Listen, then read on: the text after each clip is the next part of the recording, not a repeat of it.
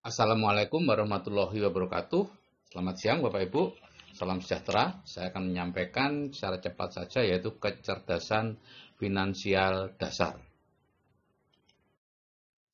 Profil pengusaha besar itu seperti ini Bapak Ibu ya, punya pola pikir plafon rezekinya tinggi, fokus pada hasil bukan proses, mereka tidak pilih-pilih bisnis, beda dengan orang miskin, pilih-pilih bisnis gitu ya. Kemudian kecerdasan finansialnya tinggi. Dan kemampuan teknisnya hanya dua, kemampuan membangun jaringan dan kemampuan membangun sistem. Transformasi pribadi saya, tahun 81 sampai 97, saya menganggap dokter itu penghasilannya aman dan kaya. Kemudian bertemu 3 janda dokter yang jualan door to door, menyadari bahwa profesi dokter tidak aman. Kemudian tahun 2000 baru tahu dari buku Rich Dad dan Poor Dad bahwa saya ini sebetulnya miskin karena mengandalkan penghasilan aktif dan saat itu ada jalan keluar yang dianjurkan tapi saya tidak tertarik. Kemudian tahun 2000 sampai 2004 sampai 2005 saya ketemu mentor membangun aset dan bisnis. Tahun 17 Agustus tahun 2005 saya berhenti praktek dan pensiun dini. Dan sejak itu saya menjadi provokator supaya orang segera saja jangan terlalu lama-lama bekerja gitu ya. Intinya seperti itu. Masalah saat ini adalah sistem pendidikan kita hanya melatih kita cara mencari nafkah, belum ada yang melatih kita untuk mengatur penggunaan uang yang kita peroleh. Akibatnya apa? Kecerdasan finansialnya rendah. Seperti ini ya, setelah usia 65 tahun di Amerika Serikat hanya 1% yang kaya, 4% yang makmur atau mandiri secara keuangan, 5% masih harus bekerja, 36% alhamdulillah sudah meninggal, dan 54% tergantung pihak lain. Ya, kalau saya terus, maka saya masuk dalam 5% masih harus bekerja. Ya, teman saya sekarang usia 64, 65 masih harus bekerja. Gitu ya. Dan nanti kalau sudah tidak bekerja lagi, akhirnya tergantung pihak lain, ya, pensiun dan sebagainya. Dan fakta di Indonesia, 80% profesional berpenghasilan besar akan jatuh miskin di usia tuanya. Dan fakta yang ketiga, 90% penerima lotre besar di Amerika Serikat jatuh miskin 3 tahun setelah terima lotre. Jadi ini semua masalahnya adalah pada kemampuan mengelola keuangan atau kecerdasan finansialnya. Yang dimaksud cerdas keuangan adalah mengerti 5 peraturan dasar keuangan, yaitu bisa membedakan aset dan beban, mengerti arus uang atau cash flow, mengetahui cara menggunakan uang, memahami penghasilan aktif dan pasif, dan mengetahui definisi kaya dan miskin. Saya akan bahas satu persatu. Aset dan beban. Ya. Jadi aset adalah segala sesuatu yang memberi pemasukan kepada kita. Seperti saham, real estate, bisnis, ternak, lahan produktif. Sedangkan beban adalah segala sesuatu yang menyebabkan kita keluar uang.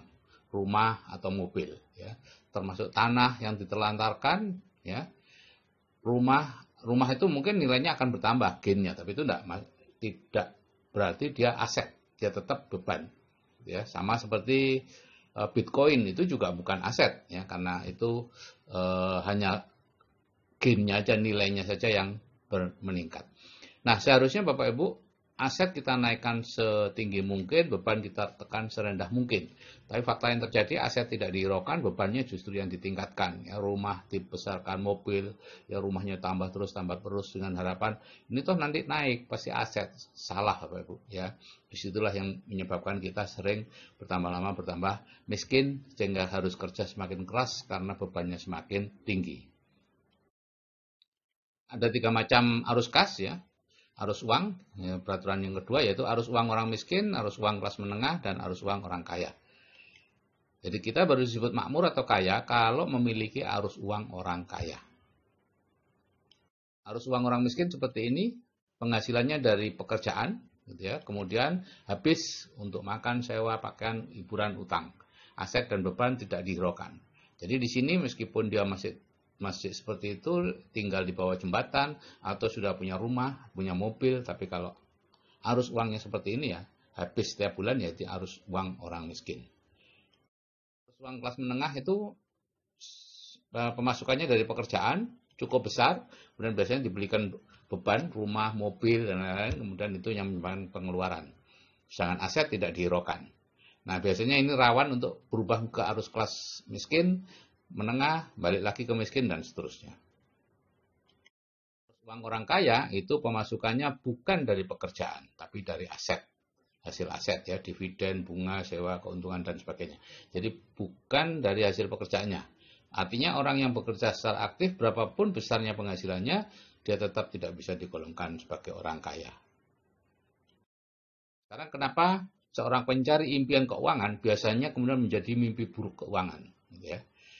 Ini misalnya nih ya, anak muda baru lulus kuliah, dapat pekerjaan, pemasukannya kecil, pengeluarannya masih kecil, kemana-mana naik motor, dan suatu saat menikah dengan seorang yang juga punya penghasilannya jadi double, gitu ya. Akhirnya apa? Mereka mulai mencari beban, yaitu rumah. Ya, kemudian pengeluarannya meningkat, ya, pemasukan dan pengeluaran pas-pasan lagi, mereka beli mobil, tambah ngepas, akhirnya mereka mencari pekerjaan yang lebih besar atau sekolah lagi, ya, atau kalau dokter ya spesialisasi. Sehingga dari pekerjaan menghasilkan besar, pemasukannya besar, apa yang dilakukan Bapak Ibu? Bebannya diperbesar. Sehingga dengan beban yang besar, maka pengeluaran yang besar. Terus menerus akan seperti itu Bapak Ibu, ngepas terus. Ya. Aset tidak diperhatikan, dan dia seperti orang yang lari di atas treadmill, atau seperti mengisi ember bocor. Nah, mengapa orang kaya tambah kaya? Semua orang kaya tadinya juga berasal dari atau uangnya dari pekerjaan. Tapi bedanya adalah dia belikan aset, hasilnya aset akan dia menekan beban yang disebut menunda kenyamanan, gitu ya, sehingga pengeluarannya pun juga kecil. Ya.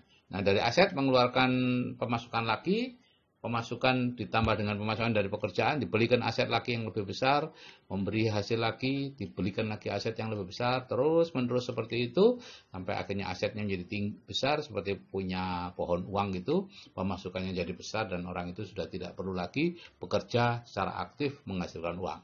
Dia cukup mengelola asetnya, ya. Dan itulah orang kaya. Nah, ini keajaiban efek penggandaan, Bapak Ibu. Dari dulu ada cerita di Cina, gitu, ada kaisar yang mendapatkan persembahan sebuah catur. Kemudian oleh sang kaisar ditanya, ingin apa, hadiah apa? Ya, si tukang catur mengatakan ingin hadiah sebutir beras ditaruh di kotak yang pertama, 2 butir di kotak yang ketiga, kedua, 4 di kotak ketiga, 8 di kotak yang keempat, dan seterusnya setiap kali dikalikan 2. Maka dimulailah oleh sang baginda 4, 8, 16, 32, 64, 128 butir beras, ya. Kemudian jadi 256, 508, 1 kotak, 1 kantong kecil, 2 kantong, 4 kantong, 8 kantong. Nah, akhirnya di sesi kedua, dua baris sudah ada 32 kantong. Akhirnya sang baginda menyadari bahwa ada yang salah. Dia panggil ahli-ahli matematika, disuruh menghitung dan berapa harga beras yang atau berapa nilai beras yang digunakan untuk mengisi seluruh kotak, yaitu 64 kotak. Ternyata ada 18 juta triliun butir beras, dan itu adalah hasil beras di seluruh dunia dikalikan 10. Ya, akhirnya dibatalkan perjanjiannya, dan si pengrajin ceritanya diberi sawah yang luas. Nah, pemanfaatan efek penggandaan ini biasanya pada berbunga perbankan, pada investasi ternak, atau pada networking. Misalnya pada networking, ya, Anda join, Anda belanja, mengajak satu teman setiap bulan, mengajari mereka untuk juga mengajak satu teman setiap bulan. Maka pertumbuhan network Anda adalah 1, 2, 4, 8, 16, 32, 64, dan seterusnya pada bulan ke-12 jadi 4096. Anda hanya menjoinkan 12 orang secara pribadi, grup Anda menjadi 4096. Kalau masing-masing belanja 500.000 sebulan, omset Anda sudah 2 miliar. Bonus 10%, ya Anda dapat 200 juta. Itu sederhananya. Masalahnya adalah apakah Anda tahan sampai bulan ketiga, keempat Anda tidak mendapatkan apa-apa karena menganggap bahwa ini tidak berjalan. Padahal itu berjalan. Itulah Bapak Ibu, bedanya efek penggandaan dengan efek linear.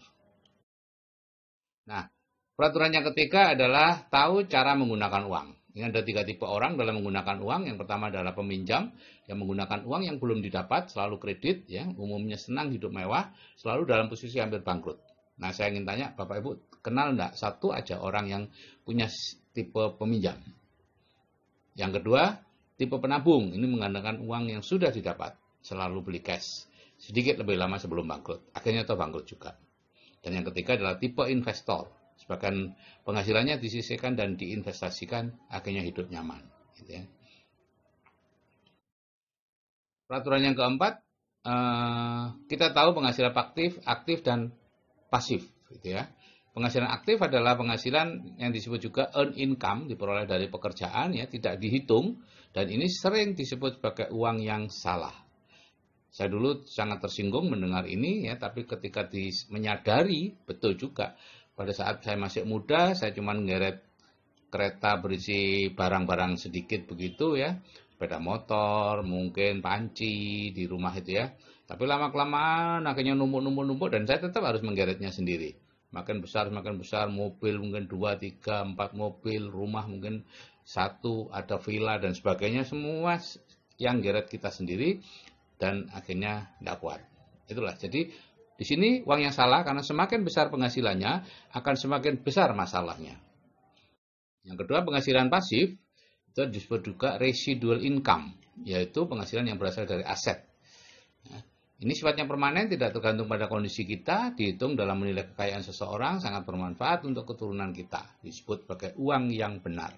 Ya, seperti ini Bapak Ibu, mula-mula kita hanya punya satu sumber, ya, satu kuda, kemudian bertambah banyak sumbernya dan bertambah banyak sumbernya sehingga kita bisa lebih santai. Donald Trump mengatakan setiap orang punya bakat meniru. Selama ini bakat itu kita gunakan untuk meniru cara mendapat uang yang salah. Ya, karena di sekitar kita seperti itu. Nah, jika bakat tadi digunakan untuk meniru cara mencari uang yang benar, maka kehidupan yang luar biasa akan menantinya. Ini penghasilan aktif dan pasif bedanya seperti ini, ya. Kalau penghasilan aktif itu begitu Anda bekerja, Anda langsung dapat uangnya. Kemudian mendatar dan suatu saat pasti akan turun. Pasti itu hanya masalah waktu saja. Mungkin kurang tinggal 20% atau berapa. Sebagai gambaran kemarin di koran ada, yaitu seorang dirjen itu pada waktu aktif dapat 40 sampai 50 juta setiap bulan. Tapi begitu pensiun dapat 4 juta saja. Bapak bisa bayangkan enggak? Seorang dirjen yang biasa hidup dengan puluhan juta, kemudian tiba-tiba mendapat pensiunnya 4 juta. Apa yang terjadi? Hanya ada dua pilihan, mencari pekerjaan lain atau stroke. Karena agak sulit untuk mengatasi masalah yang sangat jomplang tadi. Ya. Nah, ini kerja dapat uang, kalau nggak kerja, ya nggak dapat uang. Kalau penghasilan pasif itu, mula-mula kita nggak dapat uang. Jadi gini, kerja membangun aset, aset menghasilkan uang. Setelah kita nggak kerja lagi, aset sudah terbentuk, akan menghasilkan uang terus-menerus. Ini ada 4 cara mendapatkan penghasilan, Bapak Ibu, ya, yang oleh Robert T. Kiyosaki dikatakan sebagai cash flow quadrant, ya. Ada bukunya yang saya baca luar biasa sekali. Yaitu ada 4 cara, ya. Apapun pekerjaan Bapak Ibu, apapun cara Bapak Ibu mendapatkan penghasilan bisa dimasukkan dalam 4 kategori ini. Yang pertama adalah kuadran E, employ, ya, yaitu kerja keras, tidak aman dan tidak punya waktu. Ini pegawai, ya, bekerja kepada orang lain. Yang kedua adalah self-employ. Ini ada 2, yaitu bekerja pada diri sendiri, seperti profesional, notaris, dokter, pengacara, atau pengusaha kecil, ya, atau small business, ya. Nah, di sini biasanya utangnya besar Bapak Ibu, karena merasa mudah dapat uang, akhirnya mudah sekali hutang, dan faktanya tidak cukup uangnya, ya, insufficiency fund. Dan 95% orang ada di kuadran kiri ini, employ dan self-employ. Sedangkan kekayaan dunia hanya 5% yang ada di sini. Sehingga di sini semakin berat persyaratannya dan karena semakin kecil, ya, sehingga kalau dulu Bapak Ibu S1 itu sudah top marko top, sekarang S1 sama seperti lulusan SMA tahun 70-an. Dokter umum dulu wah luar biasa, sekarang kalau tidak spesialis atau subspesialis baru seperti kehidupan dokter umum 30 tahun yang lalu. Nah, yang kuadran kanan adalah B, business owner, itu ada 3, konglomerasi, waralaba, dan networking, itu kelompok business owner, ya. Kerjanya mudah, hasilnya stabil, dan punya banyak waktu luang. Ya. Nah, kemudian I, investor, ya, tidak punya utang, uangnya banyak, karena di sini uang yang bekerja untuk kita. Jadi yang sebelah kiri adalah active income, sebelah kanan passive income, sebelah kiri stress, sebelah kanan freedom. Orang sebaiknya tidak terlalu lama di employ dan self-employ, segera pindah ke kuadran kanan, ya, business owner dan investor. Peraturan yang kelima, kita harus tahu apa itu kaya dan makmur, ya. Sangat ironi Bapak Ibu, kita seumur hidup bekerja supaya kaya, tapi kita sendiri tidak tahu sebetulnya definisi kaya itu apa, sehingga akhirnya salah semua, gitu ya.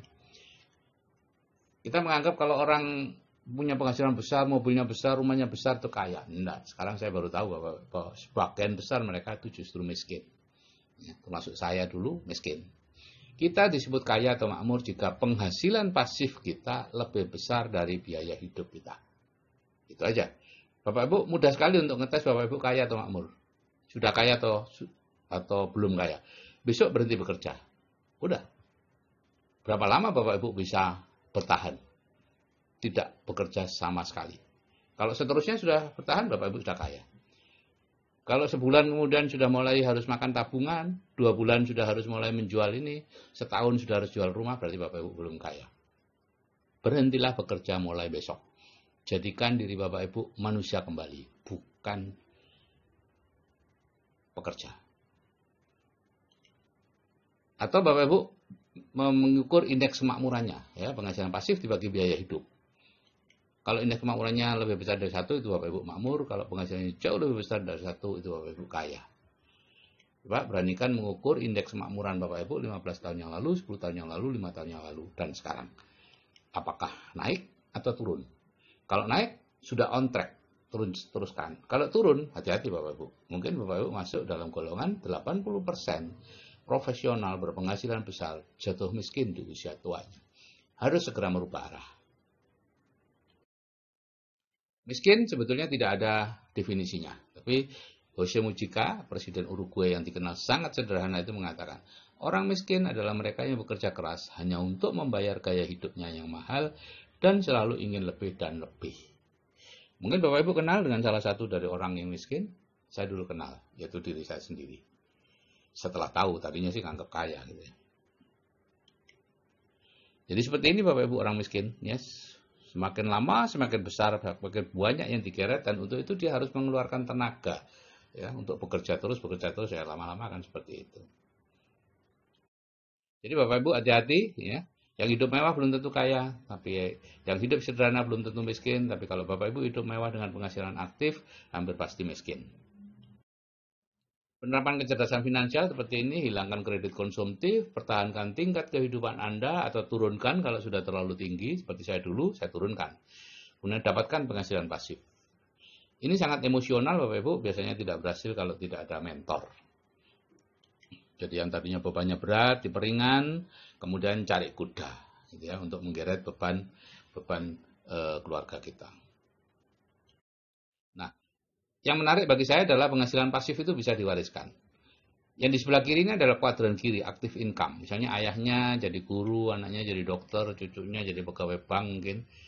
Semuanya dimulai dari awal, tidak bisa menggantikan apa yang sudah dicapai oleh orang tuanya. Berbeda di kuadran kanan. Ya. Anaknya bisa meneruskan Bapak Ibu. Gitu ya.